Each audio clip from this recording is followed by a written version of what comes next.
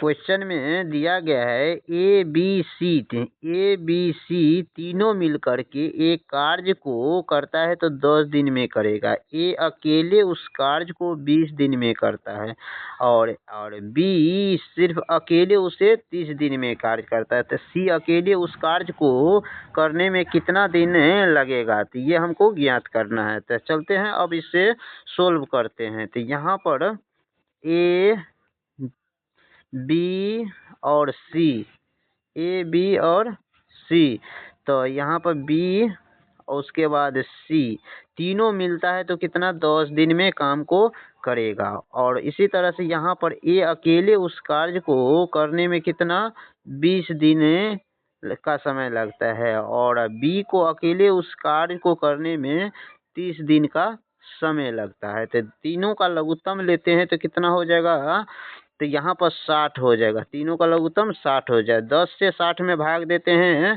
तो कितना हो जाएगा, 6 हो जाएगा। 10 से 60 में भाग देने पर कितना आता है, 6 आएगा। और 20 से 60 में भाग देते हैं तो 3 आता है और 30 से 60 में भाग देंगे तो कितना, 2 आ जाता है।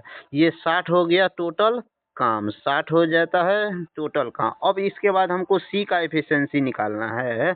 यहाँ का ए का एफिशिएंसी 3 आया है, ए का एफिशिएंसी कितना आया है, तो यहाँ पर 3 आया है। बी का एफिशिएंसी 2 आया है। ए और बी और सी तीनों मिलकर के टोटल एफिशिएंसी कितना 6 होता है।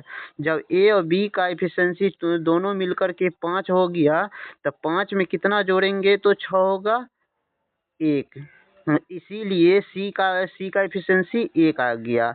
अब सी टोटल काम को कितना दिन में करेगा, तो 60 टोटल काम 60 हो जाता है। और सी का एफिशिएंसी यहाँ पर कितना आया है, सी कितना क्षमता से काम करेगा, 1 क्षमता से काम करता है, इसीलिए 1 से भाग देते हैं। तो भाग देने पे कितना आएगा, 60। तो टोटल यहाँ 60 काम को करने में उसे 60 दिन लगेगा। इसीलिए इस क्वेश्चन का आंसर हो जाएगा ऑप्शन नंबर बी।